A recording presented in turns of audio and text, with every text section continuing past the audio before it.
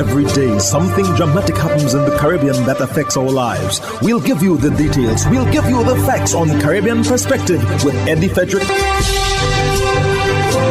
Here's Eddie Frederick. So glad you can join us. ECCB Governor Timothy Antoine says EC dollar's stability is crucial during economic challenges. This story takes the lead in today's edition of Caribbean Perspective for Thursday, 9th March 2023. Details when we return. Hubbard's Multi-Department Mount Gay and Hubbard's Tire Bay, located at the Building Supplies Compound in Grand Anse, are reminding the motoring public that another round for licensing and inspection has begun. Just arrived on new shipments of quality furrowed and torque tires to fit all makes and models of vehicles at competitive pricing. Shop early to avoid the hassle of long lines. WhatsApp them on 473-405-5482. Hubbard's, quality service, affordable prices.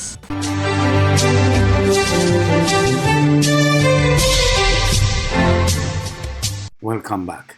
The stability of the Eastern Caribbean currency has been the biggest contribution from the Eastern Caribbean Central Bank, the ECCB, towards mitigating the effects of external shocks to the ECCU, says Governor of the Eastern Caribbean Central Bank, Timothy Antoine. He made this statement responding to a question on the program Conversations with the Governor, which aired on Thursday last. Andre Huey of SKN Newsline reports. As a result of the pandemic, we probably have lost 4 or 5 years of economic output. Hopefully, we will see us return to pre-pandemic levels in terms of growth or output levels by the end of this year, next year. But we lost easily 4 years. So resilience is really key. And to answer your question specifically, I think the biggest contribution our central bank has made to resilience is the stability of our EC dollar. Is the stability of our EC dollar. If you think about all that we have been through over the last 40 years or over the last 4 years, I think you will all readily acknowledge that one constant certainly has been the stability of the dollar. Unlike some places in the world where you could go to bed tonight with $1,000 in the bank and wake up and find that deposit or your savings is now worth $500 because of exchange rate fluctuations. Mr. Antoine noted that inflation in the ECCU is largely imported, and there's very little the ECCB can do to control it. We are hoping to dodge a recession by having the Fed get inflation under control and at the same time to ride the recovery of tourism. So while they are getting inflation under control, our tourism is recovering.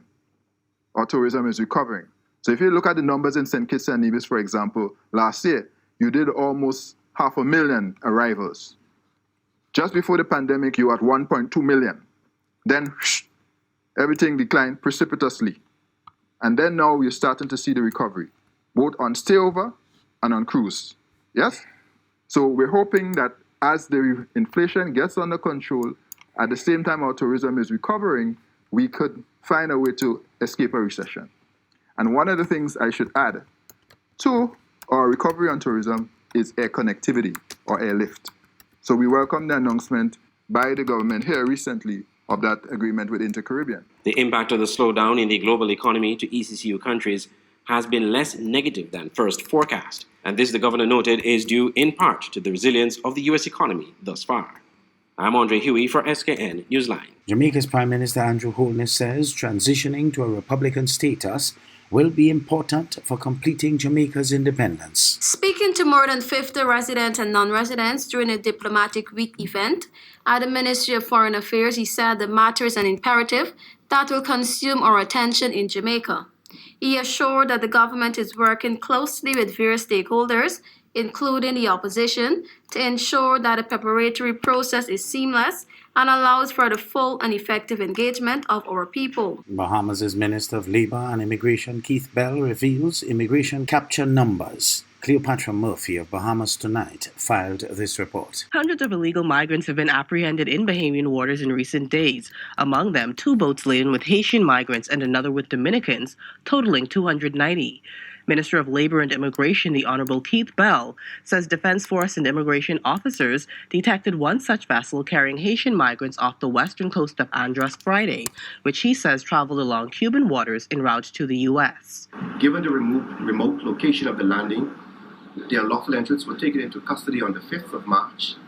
Following an extensive search of land, a total of 127 Haitian nationals were apprehended, which comprised 116 males, 9 females, and 2 minors. The unlawful entrants are expected to arrive in the province sometime today. The U.S. Coast Guard also alerted officials to some 145 Haitians on another vessel in waters between the Bahamas, the U.S., and Cuba. Bell says officials are in discussions with the U.S. authorities to determine if they can be repatriated directly to Haiti by sea without bringing them to New Providence. In another incident, 18 Dominicans were intercepted in waters near Bimini, believed to also be on the way to the U.S. Government has already spent in excess of $350,000 on repatriations for the year, and Bell admits it's becoming a strain. It is something that we don't want to create a strain, but obviously it is putting a strain on government first, but it's something which must be done. I think that we have to be more innovative in terms of how we meet these repatriation costs, and that is in terms of, we know, particularly even though most of these persons come from Haiti, Haiti is in no position to provide the financial means. But I think that through strengthening our immigration laws, where we have the smugglers, where we have these vessels which are being confiscated, and even though there have been times where we sink these vessels, it may be that we may wish to sell some of them as we've done in the past. Bell further proposes strengthening immigration laws and introducing stiffer penalties for violators to fund repatriations. And while the final destination for many illegal migrants is not the Bahamas, the minister issued this appeal to migrants of all nationalities in the Bahamas legally. Tell your fellow countrymen not to run the risk. We have had tragedies at sea in the past, and it also places a very, very tremendous burden on us to have to go in these waters to rescue. The rescue in Andros particularly was in an area off Andros, which is, you have like 30, 40 miles of mangroves to get through to get to land. And so it was only through the grace of God that they were really rescued. And so I want to send a very, very strong message out. Stay home. Do not take this voyage, because you're actually risking that of yourself, your family, and certainly my children. For the Bahamas Tonight, I'm Cleopatra Murphy.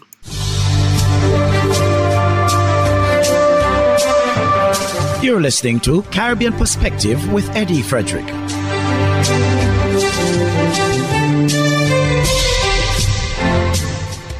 The People's Republic of China has again staunchly rejected claims that projects under its Belt and Road Initiative trap developing countries in a cycle of debt. China's Foreign Ministry Qin Gang commented on the matter during a widely reported media briefing on Tuesday.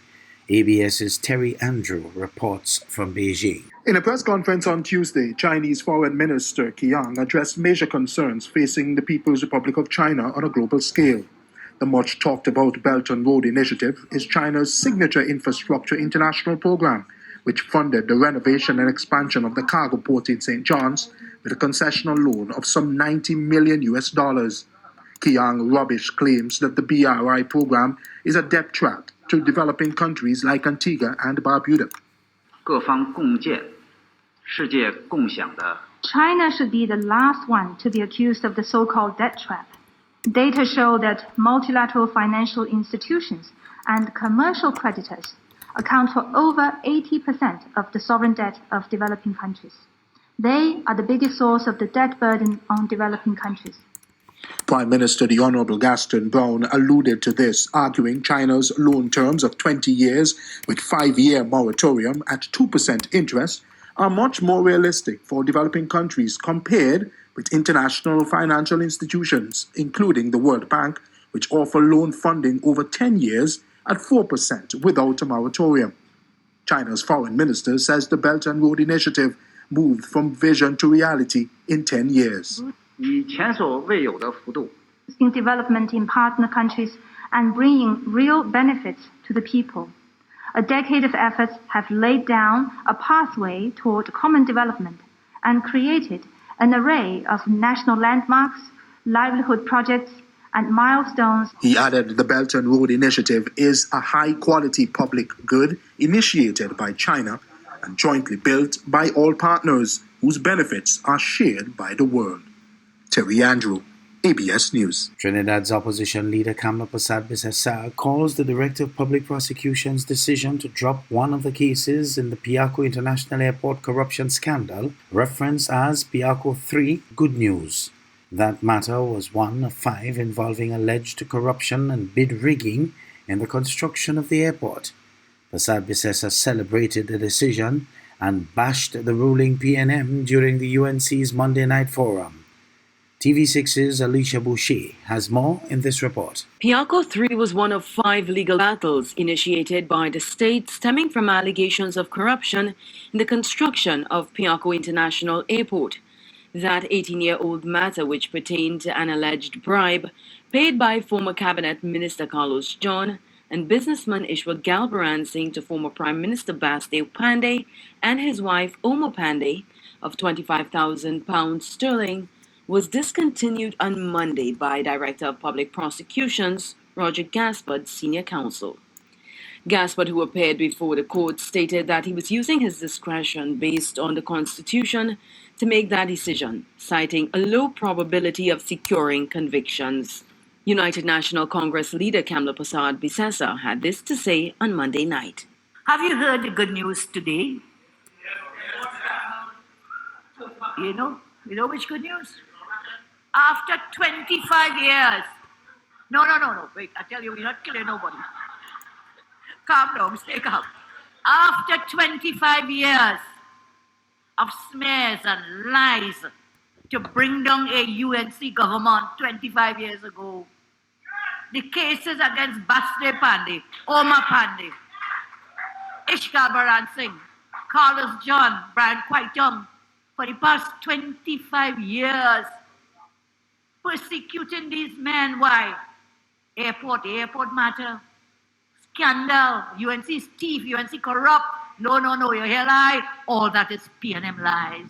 However, the other cases surrounding alleged corruption continue in the courts, with Steve Ferguson, Brian Quaitung, and his partner at the time, Renee Pay, being tied to cases outside of Piarco 3. Nonetheless, Persad-Bissessar maintains that the lawsuits brought by the state were political. This was a major plank of the PNM campaign and the narrative. UNC, yes, that's quarter century, boy. 25 years of persecution, not just prosecution, that was persecution, political persecution at Mr. Pandey. The UNC leader said it is becoming a trend of the PNM administration where allegations that are brought forward collapse. Emailgate was no exception, and coming into 2013 for a Prime Minister to stand up in our Parliament and lied. Lie. And it took years. Google cleared us. The police said nothing, so lies. On March 5th, the Express reported that a covert Israeli group comprising Israeli security experts had hacked into the email of Persad-Bissessar during the People's Partnership tenure between 2010 and 2015, further stating, based on allegations, a Trinidadian businessman with PNM connections had paid for a disinformation campaign. The UNC leader has not commented on the Piarco matters that are still before the courts. Alicia Boucher, TV6 News. Hubbard's is once again innovating the way you shop with its new online store, providing 24-hour shopping convenience. You can shop now for appliances, hardware, houseware, building material, and more. Free delivery island-wide. Start shopping now at hubbardshardware.gd. Safe, convenient, reliable.